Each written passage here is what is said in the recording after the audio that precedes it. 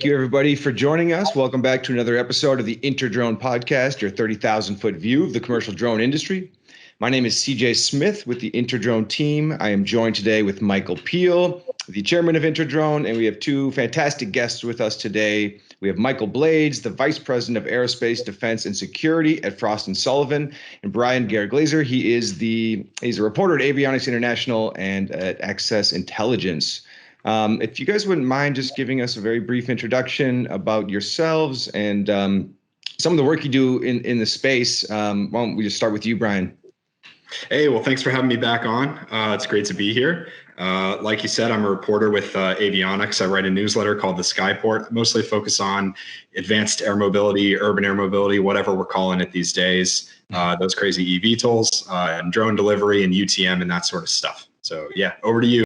I'm Mike Blades, Frost Sullivan, Vice President of Aerospace Defense and Security team here. We're based in San Antonio, where I retired from the Air Force about nearly 9 years ago. In the Air Force, I was a pilot. I piloted 3 different aircraft during my tenure, and then as soon as I was done, I retired and came straight to Frost Sullivan. And since I've been here, I've been basically in charge of all of our unmanned research. So unmanned air, unmanned ground, unmanned sea, and then commercial, civil, and military. I've done a bunch of research on commercial UAVs, now delving into the UAM space with our mobility team, AAM. I don't know, I just discovered that from those ConOps that UAM is a subset of AAM, which is very right. The acronym. That's my background.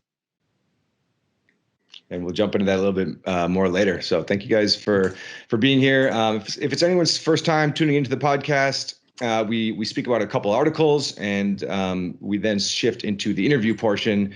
And this week's interview guest is Mike Blades of Frost Sullivan. So excited to ask him a few questions. We have 3 articles today. We'll be talking about Israel unveiling a new drone. We'll be talking about Dubai and their miniature airports network. And then lastly, a Louisiana drone pilot who is fighting his arrest for flying his drone over a neighbor's home. So without further ado, Elbit Systems coming out of Israel says its new drone can mix and fly with regular civilian aircraft thanks to a triple redundant detect and avoid system. The StarLiner is compliant with NATO's standardization agreement, meaning it's approved for missions where airliners fly with other civilian aircraft. So this thing can fly for 36 hours, is high up to 30,000 feet, and it's powered by a diesel engine, radar cooperative and non-cooperative detect and avoid. Although it meets the NATO standards, in each country will have to approve this kind of on their own for these sorts of flights and operations. So whoever wants to jump in first, I mean, this is a pretty incredible aircraft. What are some of your guys' thoughts when seeing this, and what kind of use cases can we see, and will we ever see something like this in the States? Well, I'll jump in first, if you don't mind, Brian. I think this is this is Elbit's answer to the certifiable predator, which is basically the Sky Guardian in the UK now. So it's the same idea as what do we need this is a medium altitude long endurance aircraft. The Predator is Elbit. To see, this is which one is this? A 900? I can't remember. Yeah, 900. That's basically that's between a male and a Hale. It might be a Hale, but anyway, putting systems on these large aircraft to get them integrated into the airspace, above 400 feet. Into the, basically the national airspace system. They're going to have systems equivalent to what airliners have for the most part, and in more redundancies because there's nobody on board. So, like I said, this is, like I said, I think it's Elbit's answer to the Sky Guardian, and you're going to see more of these capabilities permeate throughout the world with your usual suspects of General Atomics and Elbit and maybe IAI with their Heron, those kinds of aircraft, be able to have systems on them where they have SATCOMs and they have redundant, sense and avoid, and probably ground-based to a degree as well, just like what a radar would do for ATC. and they'll be doing the border security type stuff, like what our Predators and DHS do now. They'll just be able to do them in a more robust fashion because they won't be as limited in where and when they can fly because of deconfliction with air traffic. Yeah, it's funny, just always having my head in the commercial space and then hearing 36 hours of flight time. A totally different kind of concept here. And I think that's also it kind of speaks to the difference in cultures where a lot of kind of top-down military to civilian thinking would be like, well, you're talking about toys when we're talking about DJI, Autel, and those smaller drones. But I'm kind of just excited to see what I thought would have been advancements earlier in this space from military vendors into figuring out civilian aircraft. One of the things that I'm constantly reminded of is when I was talking with Andy Thurling about 2 years ago, and he was talking about the good enough principles for putting an aircraft into, let's say a war zone or a conflict area. It's actually less than it's not exactly 6 Sigma is what you would say, right? So when you're dealing with civilian airspace, there's near zero tolerance for failure. So you have to build in more of those redundancies into the aircraft. Yeah. Yeah. In the past, there's a couple of things. One is, you look at these aircraft and what these were originally designed for, and that's operation in some place where you have air superiority. You don't have to worry about a lot of stuff flying around. You don't have to worry about things shooting at you. Right. So there's not a lot of systems on there that require, like you say, the good enough stuff, Mike, where you can you can remotely take off and land. The MQ-1s and 9s didn't have auto land on at first, so they were operated remotely, or they still are operated remotely from halfway around the world. But they take off and land locally. They just hand off the control. So they didn't get the automatic landing until just recently. So they've been doing these things for a long time, and they've been increasing capabilities until now.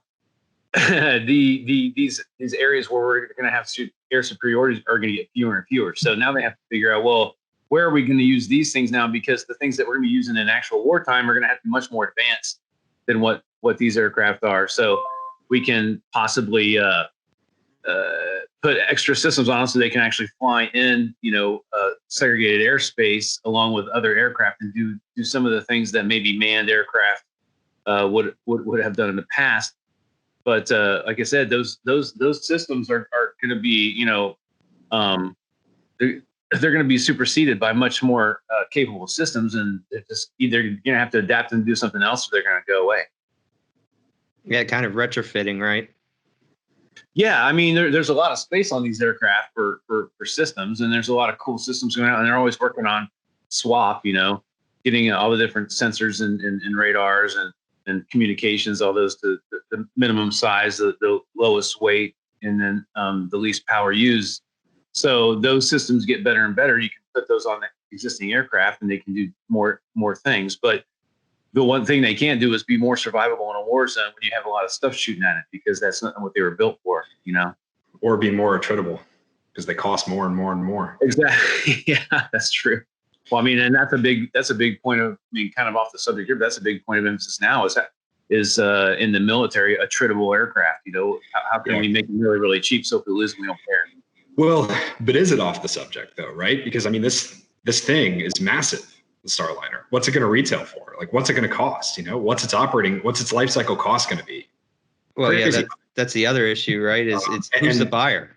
Who's the buyer outside of people that have military? And that's the second thing I was going to say is that, part of the problem with these big, huge aircraft, like we're talking about, is, they're talking about unmanned, but the U.S. Air Force has been fighting for years about taking the manned out of unmanned, because it takes so many people to operate these things, to keep a combat air patrol going. I can't remember, a friend of mine was a colonel at the Pentagon in charge of UAS operations overseas, and he was telling me, I can't remember, it was somewhere between 100 and 150 people that it took to keep one cap going, which was like 2 or 3 aircraft, 24/7. But still, that's a lot of people. Yeah, that's insane. I only had 30 something on my AWACS, Yeah, I mean, my thought when I look at all this is, what do you guys think of Skydweller?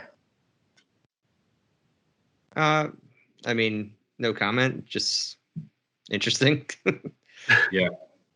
Well, yeah. Go ahead. Why do you ask? Because clearly this is more than just a dry question about the.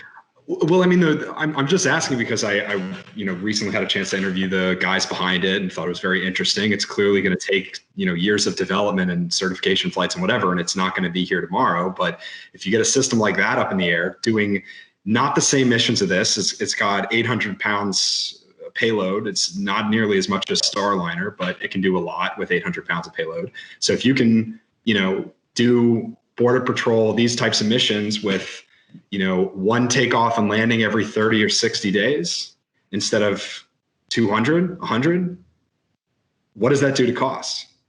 Well, that goes to, I think, the mission. There's going to be a lot of I think that's an interesting market that was sort of hyped earlier, with like solar powered drones. And it kind of went away. And now I think it's coming back a little bit because of the load that they can take off satellites. And, those communication satellites are expensive. I mean, hugely expensive. And if you can get some sort of long endurance drone, whether it's doing surveillance or whether it's doing communications, you can take a lot of load, and there's going to be as much bandwidth as we can put up in the air will be used, right? Yeah. So I think that we might see an increase in overall in the market for those long endurance. I mean, what do we call them? HAPS, high altitude pseudo satellites. I haven't been looked into Skydweller, but it sounds like the same kind of thing, just not from not on using solar. But I mean, Aurora Flight Sciences has had what's the name of that drone that had the endurance record for so long? Orion. It's right. It's that was a diesel aircraft too, but that had like a 54-hour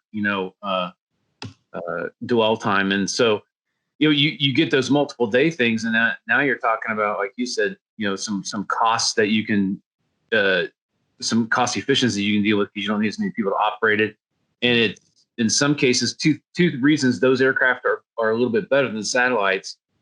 One reason I can think of up front is that you can change the sensors out every so often. If you get better sensors or whatever, if you get a satellite up, it's 5 years. That's going to work, and then you're. It's also much more efficient use of spectrum if you're sitting at 15,000 feet rather than low Earth orbit. So. Yeah. You don't have to have as much power to transmit and those kinds of things, and you can put a lot more transmitters on it because it's a much bigger piece of equipment than a small sat and LEO. Well, being able to swap out is a huge advantage here because like the satellite you put up there, it's dated the minute it's up in the sky. So, right. Comparatively, you could swap out sensors on a drone, especially if one can cover. We're going to extend that flight time from 56 hours. That's today. So. Mm-hmm. That might be something to keep an eye on, tracking those efficiencies, because it's got to be just more than regular efficiencies that you're selling. It's got to be so big that it changes habits, right? Yeah, and and part of the problem too, and I think it's an easy problem to get around, which also makes it interesting, is that how do you get them up there? And all you have to do is establish a corridor that these things maybe circle up to the altitude, and then they're up there for 30 days. Who cares, right? If there's a problem, you should know about it ahead of time. So the actual, transiting airspace to get up to the high altitude and then back down, I think that's a much simpler use case to solve than integrating a regular drones into that. That's true. And I think they're looking to certify Skydweller to Part 23. So. Oh. Is that experimental, right? Yeah, Part 27 is helicopters, Part 23 or a light sport aircraft. CJ, do you know all your parts yet? Working on them. There's at least 135 of them. Yeah, I was going to say. Well, guys, let's jump into this Dubai piece. Dubai taking the first steps to creating a commercial drone network as it sets out plans for miniature helipads and an air traffic control system. So the Dubai Sky Dome project will pave the way for the package deliveries and even the transport of passengers. And it will basically create an infrastructure for UAVs that could connect buildings through runways, miniature airports across the city. And then their air traffic control system would be called Dubai Shield. What are some of your guys' thoughts when seeing this? Well, is Dubai actually going to be ahead? One of the things with Dubai that, and I was cautious about this article to get started, is they're very, very future forward on the headlines. Yeah. But they're almost like Google in the sense that like they get excited about a project and then they drop it a year later. Right. It's IoT or it's blockchain or it's something that they're implementing citywide. Yeah, but this one does seem like it seems like a bigger effort, right? That they're actually thinking about a long-term plan, and that's what's being committed here. So I definitely want to. I was happy you kind of dug this one up, CJ, because I think this will be something to kind of track. Yeah. In the next couple of years to see if Dubai, like Singapore or Europe in a lot of senses, Switzerland becomes kind of a center of innovation when it comes to UAS. Well, when you guys sent the list of articles that we were going to talk about, I was really happy. And actually, Brian and I emailed back and forth about this article because I just came out a couple of days ago, and he and I have been talking back and forth in email about a lot of this stuff for months now. And Dubai is very interesting. Because they were one of the first to have the tracking. I can't remember what they called it. They called it something besides the Sky Dome, but they to have all of the small drones be registered and then have the ability to track them all in a central location. Remote ID type of. Yeah, it's almost an RID requirement already in place, and so to see them go after this. This holistic view of airspace management between, all airspace and low altitude airspace to include, the small airports and stuff. It to me, it is significant. You could probably accuse them a little bit of, and I actually had some feedback in that project I was talking about how, places like Dubai and Shanghai, maybe, or places in China might do this more just to further themselves on the global stage. World stage, yeah. Mm-hmm. But this is a little different because the reason I like what I read in there is because they're actually looking at infrastructure, and I think that, and I think Brian will agree with me that that's one of the hugely overlooked areas in urban air mobility or AAM, but urban air mobility specific, is that you have all these companies that are investing millions and millions of dollars, and what is probably $1.5 billion plus invested in just the platform makers for UAM so far. And there's not been a whole lot of investment in what's the infrastructure going to look like. And that's huge. Yeah, Yuri from AOPA said that to me at InterDrone last year, just talking. It was actually, that was in your session, that panel, Mike. Yes. Yeah. Yeah, he was talking about, are you going to retrofit current landing pads? Thinking in terms of 5G infrastructure, is that there to support an UTM or RID? There's a lot of work that has to go into. It's not everything's local to the vehicle, right? That actually makes this whole thing work. Yeah. I bet Brian has a lot of input on this because I know you've been talking to people about it. On the Dubai thing, I'm pretty skeptical. I'd love to see what they do. I agree with you that I'm happy to see that it's an inclusive thing that includes the infrastructure and integrating these aircraft into the larger airspace system and everything. It'd be great if they really follow through and do something like this. And in a year or so, we can see how the system is working and everyone else can learn from their example. I think that'd be fantastic. I don't know. I'm not really holding my breath. I agree that I think they're they always like to make big announcements. I've heard rumors that a number of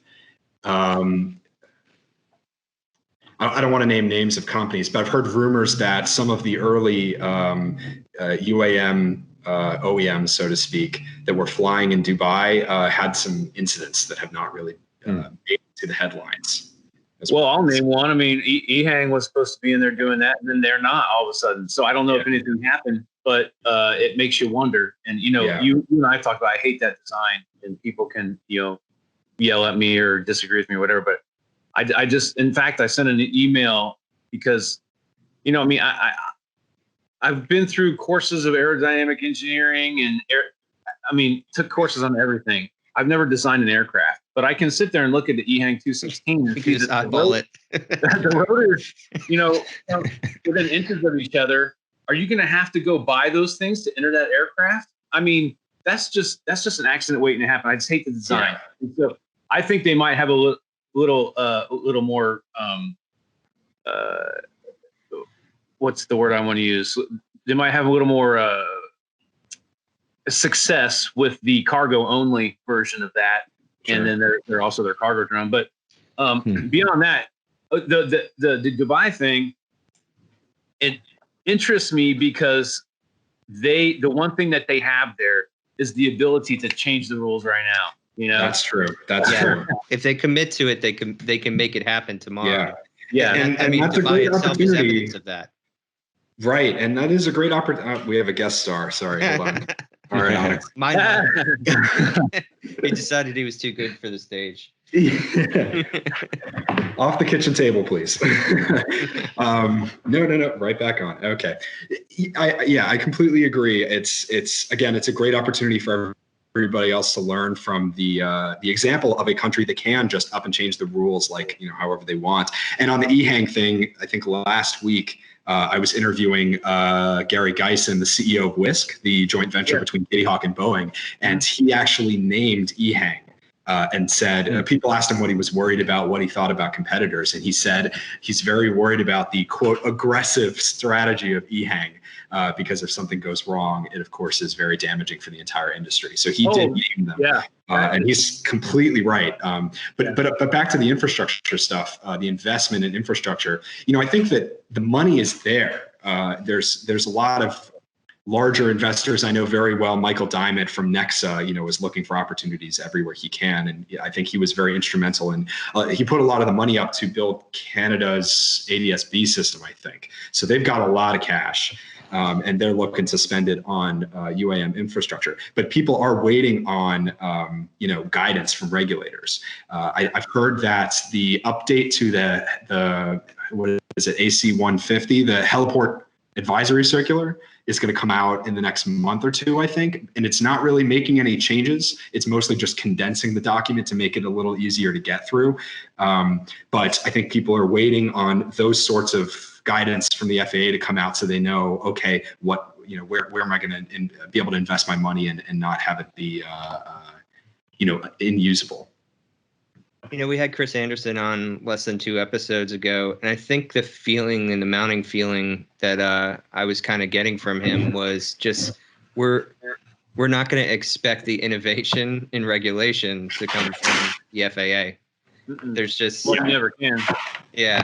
I mean, we're too established, that's the biggest thing. I think the second thing is just that, that it's a culture shift that has to happen, and it's happening pretty slowly.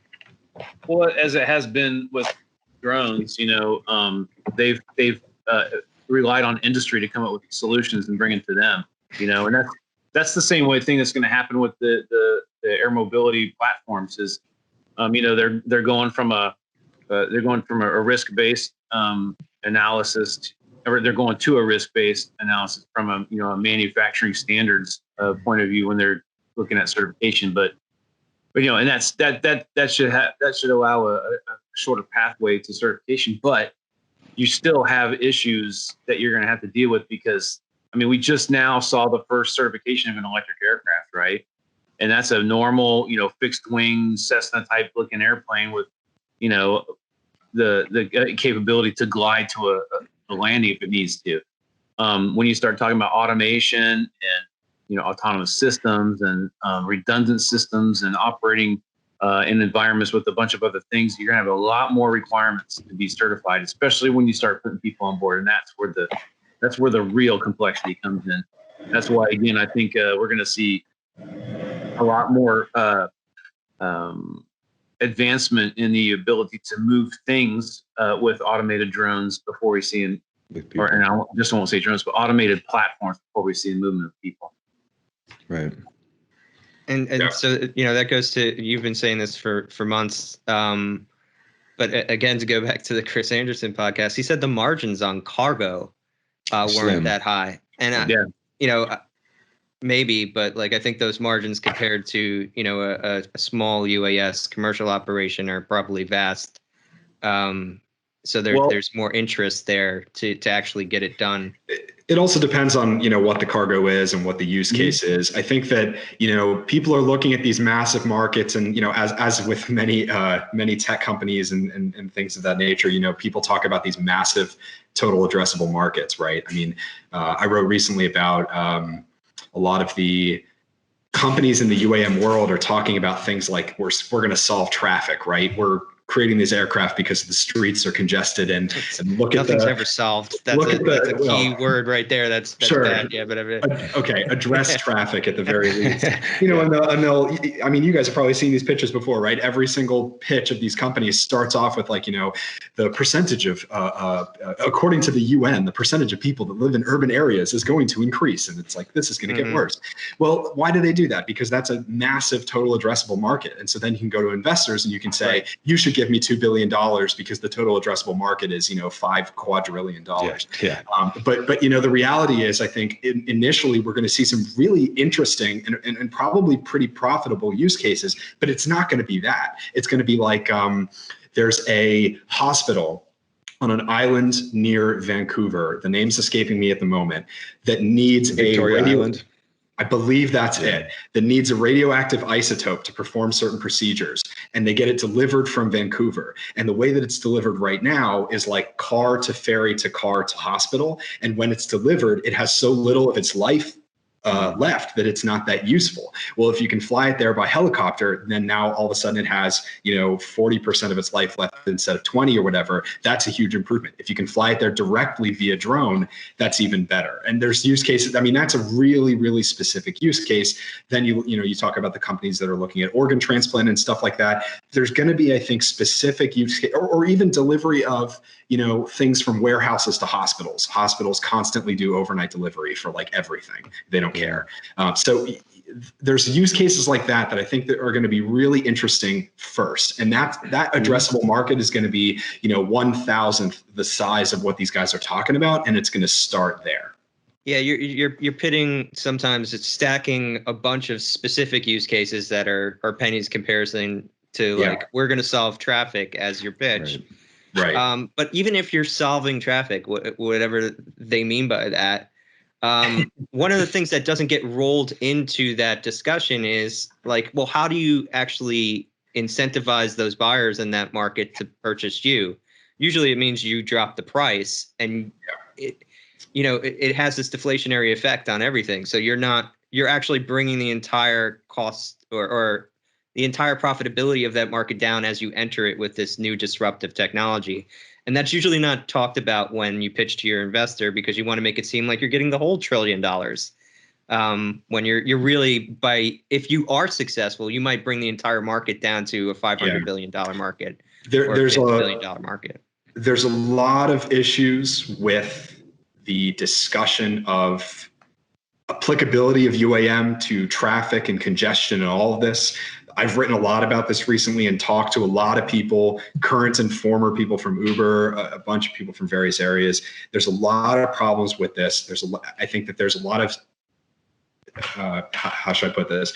I think there are legitimate reasons why eVTOLs and UAM and AAM are going to be very interesting and helpful to society. I think that there's, if you think about transportation methods as a Venn diagram, and you can look at it in terms of cost and time it takes and distance you travel. There are sections of that Venn diagram that are there's nothing there at the moment. That UAM is going to create options in that Venn diagram that don't currently exist. And what is that going to create? That it's going to be very interesting what opportunities that opens up for connecting cities that are not very well connected at the moment. I think there's very interesting applications. But once you start talking about solving traffic, reducing congestion, there's a lot of BS and there's not a lot of proof. There's a lot of studies out there that say, you know, traffic follows the laws of induced demand, not set demands. When you add a lane to a highway, it doesn't do anything to reduce congestion. How many of these aircraft are going to have to fly around with 3 passengers in order to, you know, so there's a lot of problems with this.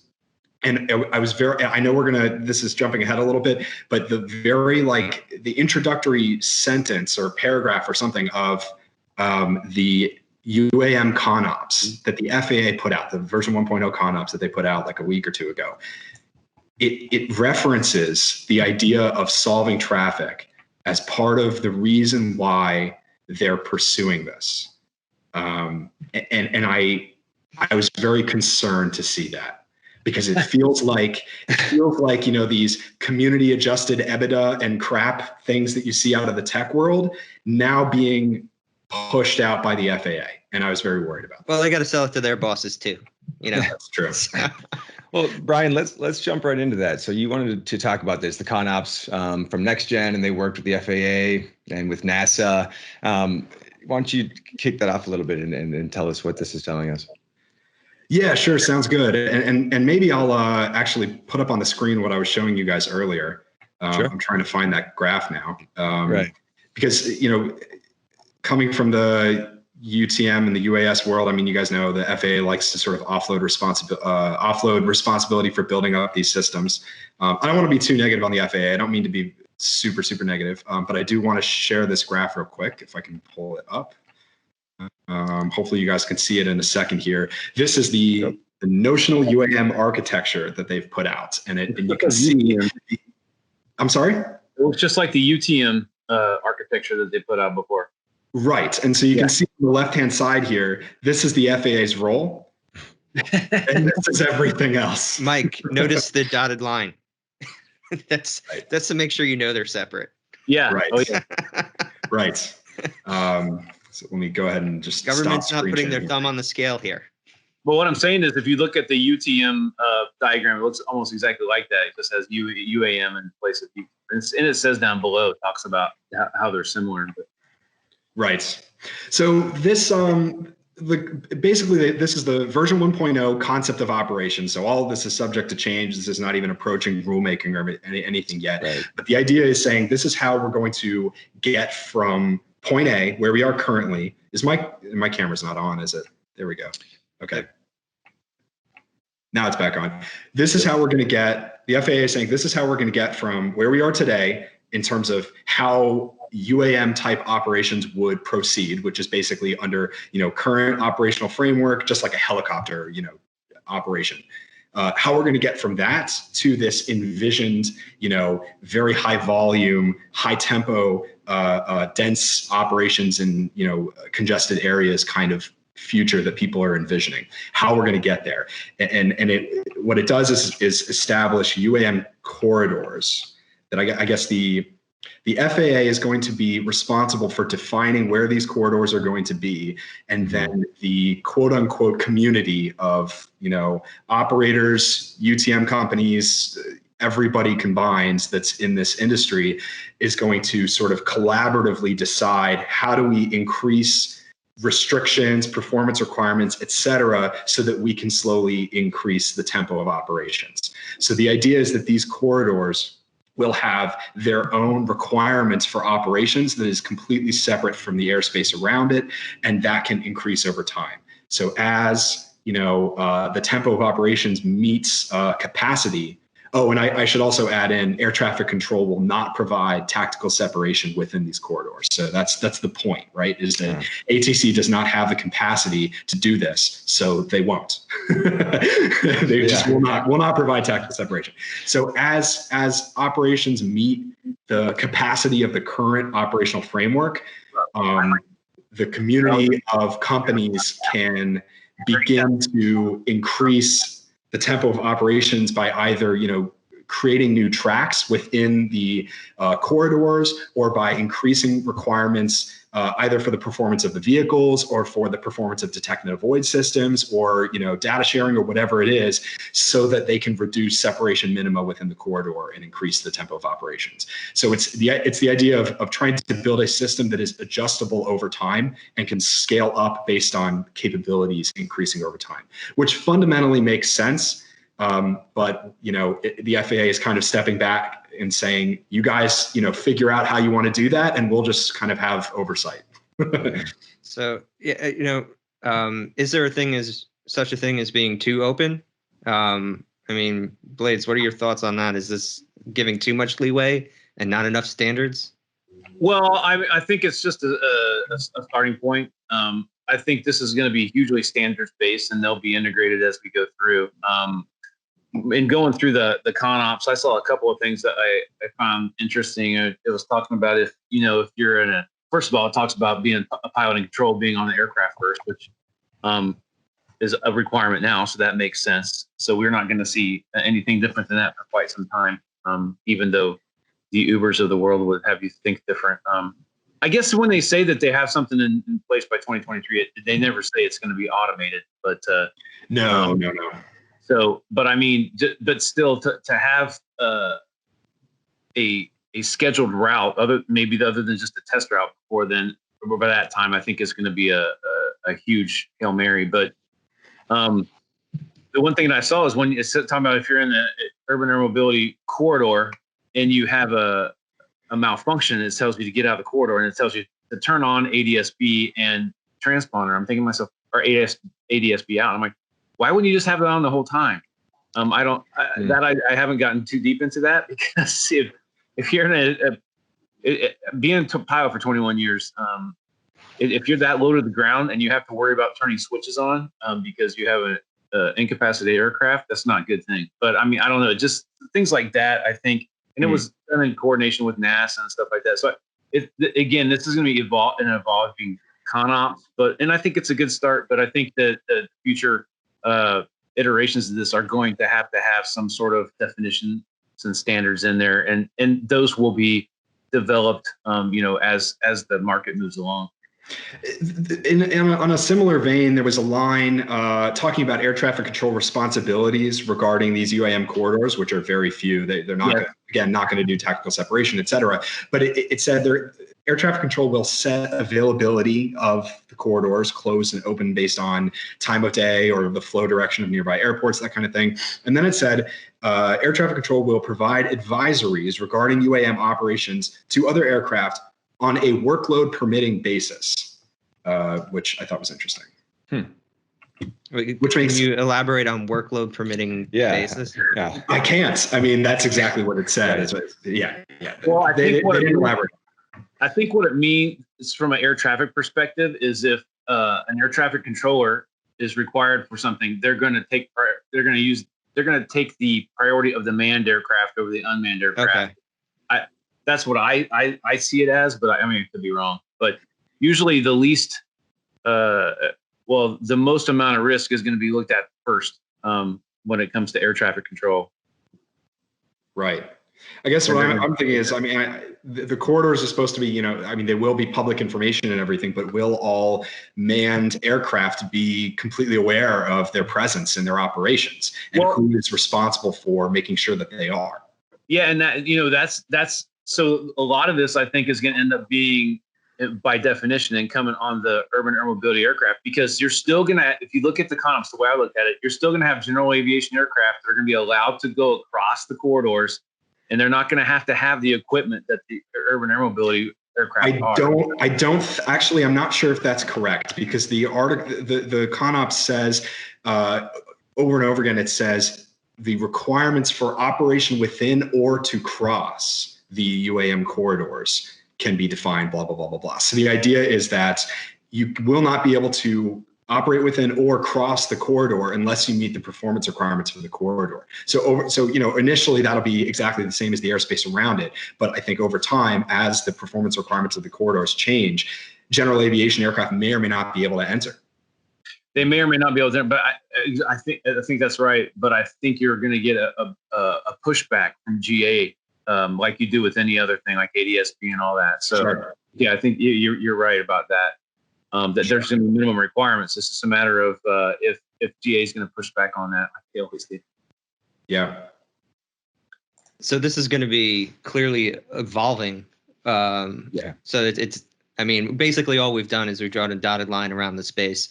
But I mean, corridors are good overall. I mean, as far as moving things forward, it's a great first step. Sure. They're good. They're good, but the problem is when you start getting to scale these things, and you have issues like micro weather, or you have an unseen issue that requires you to let's say it's I don't know an aircraft emergency with a helicopter, and they have to transit through a corridor, and so you have to go around that. I mean, I know it talks about in the ConOps about having the capability in place to get that information out to the UAM participants in the corridor that, you know, there's going to be something coming through here at this time. Right.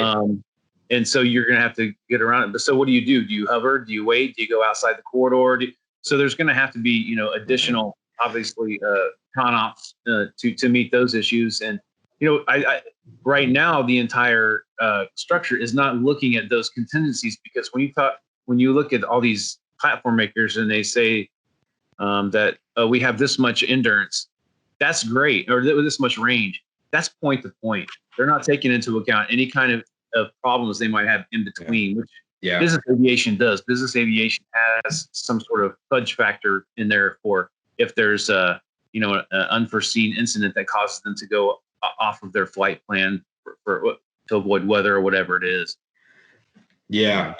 A lot of them they're still sort of working with regulators to figure out what reserve requirements they can, get them to accept. Wisk did tell us, I got to interview the CEO and CTO of Wisk the other day. This is the Boeing and Kitty Hawk joint venture that's flying in New Zealand, California. They're actually pretty far along. They have 7 full-sized aircraft flying around, and they've done 1,300 plus flight tests, which is quite a lot. That's not insignificant at all. Not at all. They're probably, I mean, they know that they're not going to get certified or be flying around U.S. airspace anytime soon. So they're focusing on New Zealand. And then they said that they have their North Star, quote unquote, is, urban cities in the U.S. So that's their end goal, but they're going to, look outside the U.S. first, because they don't expect to be able to fly here anytime soon. But anyways, to loop back around to what I was trying to say, God, I can't even remember what I was going to say. What were we talking about a second ago? Why did I bring up Wisk? Corridors. Corridors. Reserves. Reserves. Sorry. They mentioned that they're building in 10 minutes of reserves. So that's half of what a helicopter would have for VFR. So whether or not the FAA will buy that, who knows? But that's what they're shooting for. So I don't know I know Uber has their own ideas as well. I've heard that Uber is trying to, I've heard rumors, I can't confirm this, but that Uber is trying to sort of negotiate with the FAA to say, if we own the entire system and we can always guarantee that there is an open landing pad at every, piece of infrastructure that we're flying to, then can we leverage that to have lower reserve requirements, which is very How much is that going to cost? Well, I guess they don't have to own the system, but they would have to be the sole operator or be in charge of operations. That's lunatic. There's a lot of problems with that. And I don't know if I cannot confirm that. I've heard rumors from a couple of people. I mean, but it sounds so insane that it might be true because of the source, right? I mean, a lot of what I've heard is just, I'm not afraid of Uber pulling sponsorship out of InterDrone. So I'll just say I've seen just too much BS out of them. On this front. Well, that's the thing about Uber is they don't even make money still. They're not building anything, right? I mean, I like to hold their feet to the fire, and I like to go after them and figure out what they're trying to do. And they certainly have some insane ideas, but I also feel like I need to, after whopping them a little bit, I need to give them credit because they've really, I think that their approach to this thing has actually been really beneficial for everybody. They put a lot, I think they do. I think that Uber gets a lot of very fair criticism for the problems associated with their taxi, their core business. There's a lot of problems associated with that and how aggressive they went after expansion. They broke a lot of rules. Et cetera, but they also do not get enough credit for how they've gone after UAM, I think. From their initial white paper on, they've really put a lot of resources and thought into how the system might come together in a way that I think has helped everybody figure out what they want to do. And just because they're not investing in an aircraft themselves does not mean that they're not investing a lot of money and resources into trying to put this thing together. Oh, I mean, they've got that center that they're building, right? Or it's built like the research center for UAM. And I can't remember where that's at, like in, I don't know, overseas somewhere, I think, right? But that's a good point. It makes me wonder if they hadn't put this focus on this area, whether Agility Prime would have ever come along. You know, maybe 2 years later, they definitely accelerated it. It's not quite akin to, you know, Elon Musk and Tesla accelerating electric cars, but it's a similar effect. I mean, I think that now we're at the point where if Uber collapsed as a company and disappeared off this space, it would continue on regardless. Yep. I think it would continue regardless. But 2 years ago, that it would absolutely not be the case. They were pivotal to it, but now we're past that point, and largely due to them. So I would give credit where credit's due, and on the ground too. I mean, the fact that, for example, they published statistics regarding sexual assaults in their vehicles. Taxis don't do that. They should, and maybe Uber publishing those statistics will get taxis to do so as well. So I'll continue to go after Uber wherever possible, but I want to give them a little credit. Well, they certainly did nail the marketing, and. But that, not to understate what that means, though. One of the things that I've been kind of discussing, because last year everybody was getting down on all the startups that were over the 5 years that, the kind of small drone revolution happened. Like, look at all these companies that failed, and they were kind of taking rich glee in those failures. One of the things that we kind of forgot while we were trying to mature along with those failures is, all that BS pushed us forward, though, in a lot of ways, that there was no eyeballs on this industry, not enough for real money to care. And, it really did move commercial operations forward. There was no such thing as using a drone that you could fit in a backpack on a construction site to survey anything. And without that kind of innovation, and selling it, it's overpromising in a lot of cases. We wouldn't have even gotten there, I don't think. One of the best ways to get the right answer to a question is to post the wrong answer on the internet somewhere. So, even failures, when people pursue these things and they put ideas out there, it prompts everyone else to say, no, you're wrong, and here's why. So, it starts the conversation. So. Right. All right.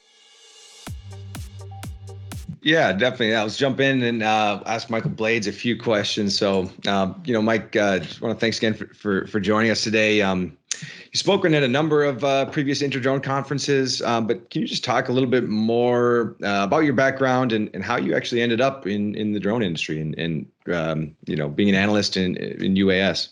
Yeah, well, it was sort of an accident. When I left the Air Force, I was, I don't know, 6 months before I retired, I was looking for a job, and I just saw this posting, on what was it, like monster.com or something, and it had everything that I had been involved with, flying aircraft and, DOD, and just, being in the Defense Department for 25 years.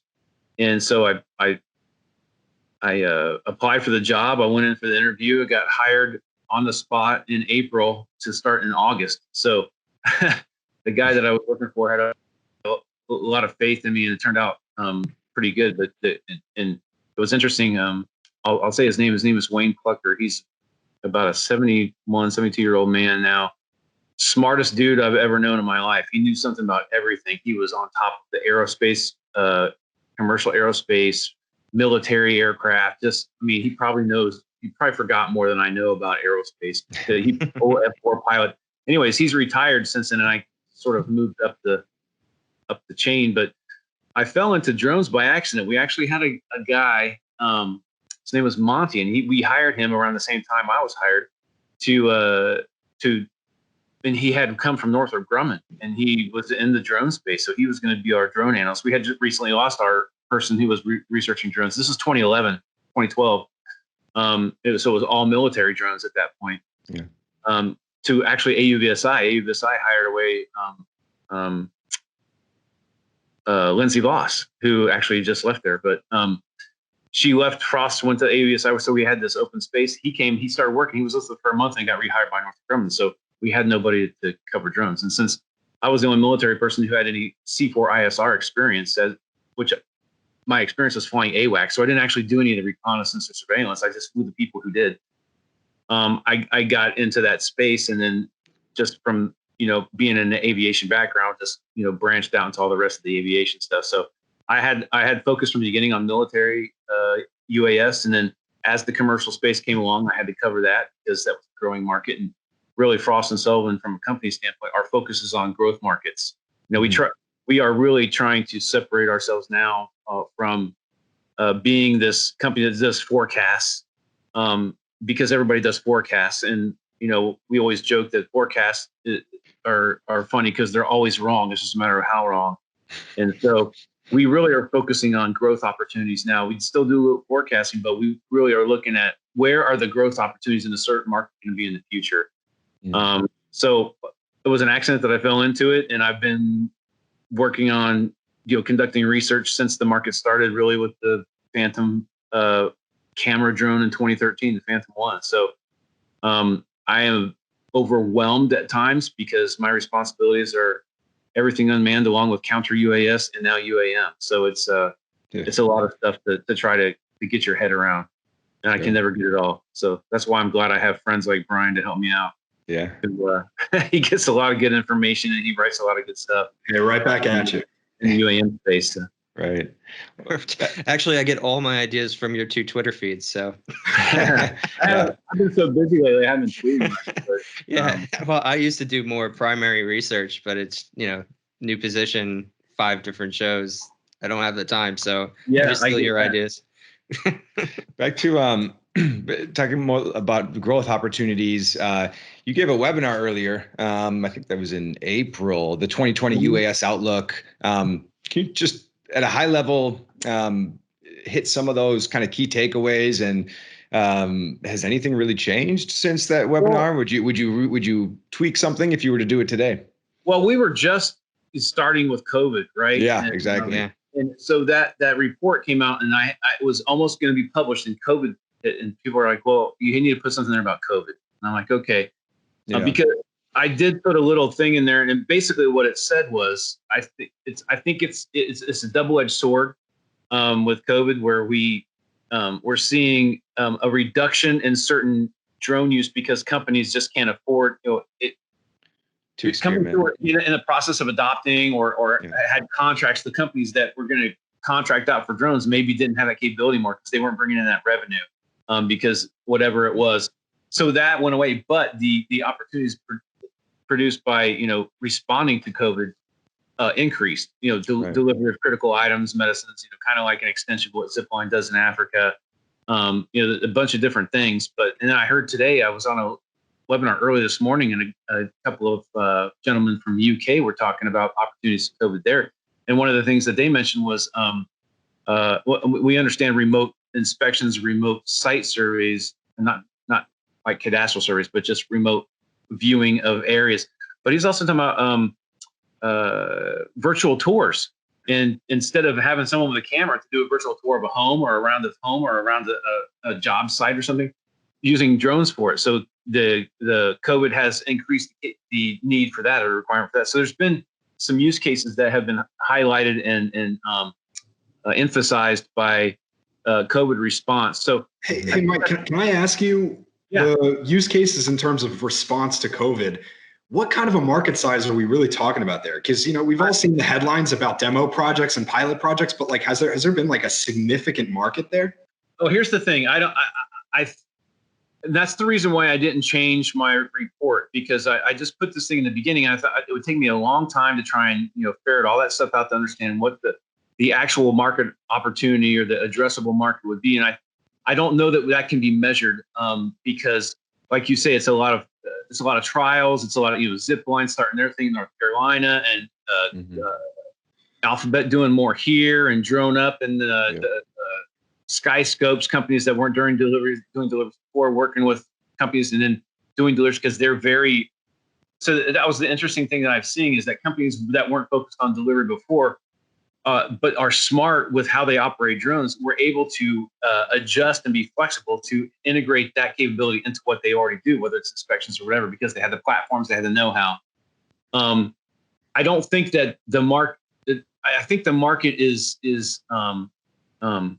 what's the word? It's notable, but I don't know that it's significant yet. I think more of what COVID has done is bring a positive exposure. Yeah, exposure and more social acceptance. As soon as we got away from those stupid shout drones that they were talking about, flying around yelling at people for not doing, which I think I haven't heard much of that lately. There's been a lot more positive response to what drones have been able to do, where the stories have come out. I think there's been a couple of things about taking the temperatures from far away with like the Dragonfly drones, where that's been up and down. Now, I don't think that's the use case. I think the use case is expanding upon what Zipline does so well, and what Wingcopter has been doing well, and companies like Swoop, and that's delivering critical items in areas where either there's a lack of infrastructure or there's some sort of barrier, whether it's a waterway or mountains. Mountains, like in Europe, and what DHL was doing with delivering stuff, or islands, whatever, like what Mike was talking about earlier, where you instead of taking a ferry to deliver something, you can deliver with a drone. I have several examples. I wrote up a little paper for my friend Matt Dunleavy at Skyscopes to discuss all the different things, and this was a couple months ago, that had sort of bubbled up because of COVID. There's the islands in South Korea that they delivered some stuff with a rather large, I think it was a hydrogen drone, which that's another technology that's very interesting to me, because as it was pointed out to me, and I hadn't really thought about it before, that's really the only end-to-end green solution, right? I mean, you can say drones are green if they're all electric, but that's not really true, because they're getting charged by things that are being powered by fossil fuels, right? So, right. I mean, for the most part, so the hydrogen thing is it's like a game of 3-card money, just hiding. So back to the original question, we're seeing the growth opportunities as it relates to COVID. I think the growth opportunities will be on the back end of that, with the socially more accepting of delivering things. But I think the real return on investment is going to be delivering critical items, not last mile, more middle mile, things that need, things that are being required now. People aren't really requiring food. I mean, you can get that from Postmates, which just got purchased by Uber, right? So those things that are already done in an urban area, where I can get my stuff from Amazon tomorrow for the most part, if it's a small item. Do I need it in 30 minutes or an hour? So I think delivery is still going to be a growth opportunity, and COVID's only accentuating that. Maybe moving that demand and that acceptance a little bit more to the left. I got supported the other day on a phone call about growth in India. India is very interesting because of their no permission, no takeoff rule. A lot of the off-the-shelf drones that would be sold into India can't meet that requirement, that software requirement. So there's going to be several drone companies making platforms as well as services, but platforms from the beginning in India that will be an opportunity, because they're going to be making a platform to actually fly in the country, because they are going to be able to meet that requirement of MPNT. So that's it. I had highlighted that as APAC growth region with the emphasis on India, and that's sort of been verified by the talks I've had lately. So that's kind of cool. And then I think driving the market from a growth perspective too is anything that has to do with AI that's not hype, and it's not AI, not just for navigation, so computer vision for navigation, like what Skydio does, but also AI for the data processing. Right. There's going to be a lot of data that needs to be taken in, and if you can have, or that is taken in, if you can have AI algorithms that separate what you really need from what you don't need, that reduces your processing requirement and allows you to reduce your time to data. So those are some of the things that we're seeing from a growth perspective that are opportunities. What else? I totally agree on what's valuable in AI, what you just said there. I'd heard at the PX4 summit when Lawrence was talking, he was saying that, detect and avoid systems, those need to be standard. That's not going to be something proprietary that you can sell your product on. That's actually a base level of safety that we're going to be required to have to just be able to scale operations. But the difference between being able to get, from data to insight, and using the proper algorithm, training your data up, so get started now if you haven't already. That's where the real value of that comes in, because now you're able to actually assess how much work you need to do on a pipeline, whether or not your lines are in good repair, and actually plan your business around that. And also, especially on the agriculture side, to make any movement in the U.S., I think you need to get more than what we have with current sensors. You have to actually get into insights that improve yield. Yeah. Well, guys, I know we're going to be coming up on time quick shortly. I want to ask Michael one last question regarding just the autonomous future. What do you see the future of this technology? What's the future for the role of pilots? What may we see in the next 5-10 years? Well, I don't think drone pilots are going to like this. I know DroneUp did a study recently when they were doing the delivery stuff that showed that you could move things quicker if you were flying it manually than if it was we discussed autonomous. that. Yeah.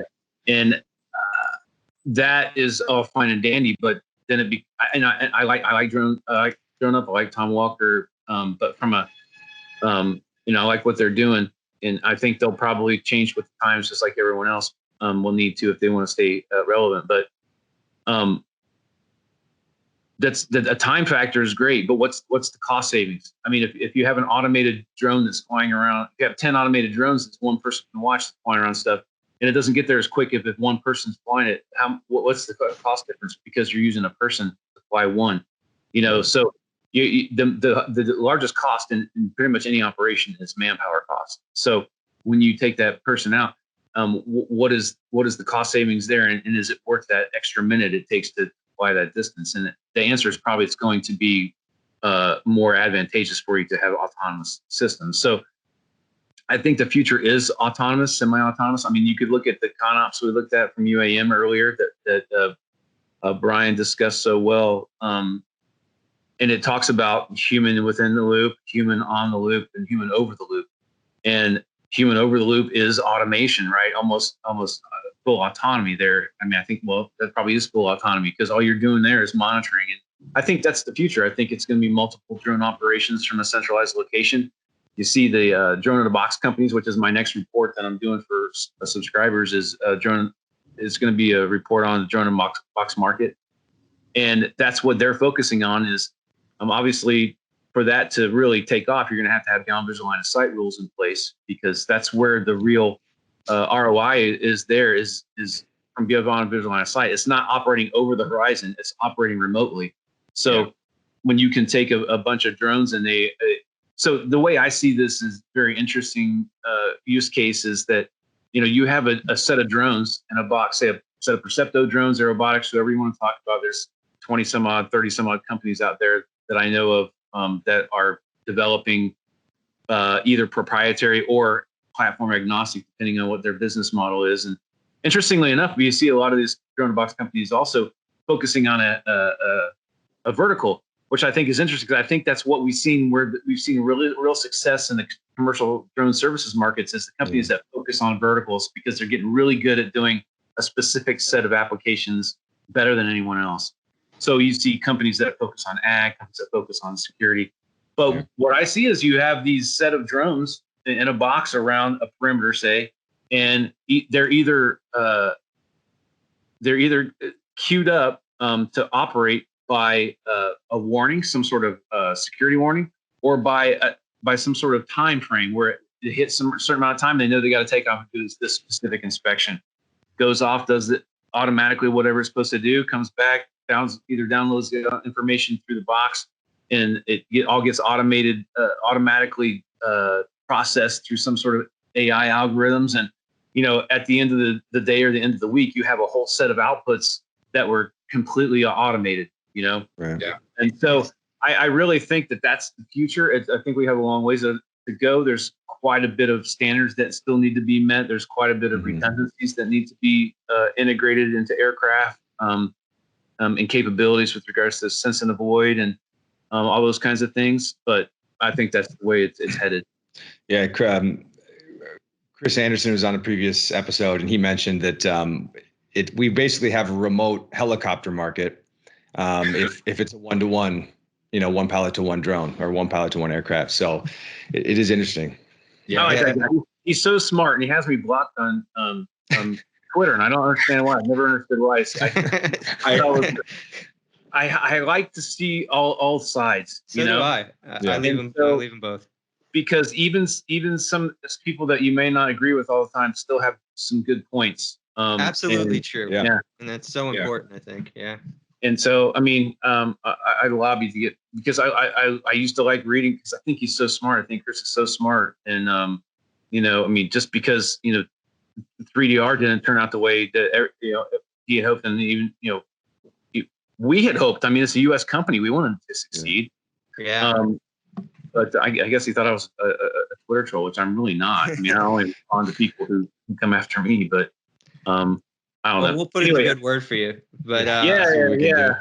No, I would listen back to that episode. He's working on standards now. I want to. And the standards are. I will listen to that. If you send me the link, I'd love to have that. But and type certs, which is your favorite topic. Yes, it's really important stuff that's not spoken about enough. Yeah, great.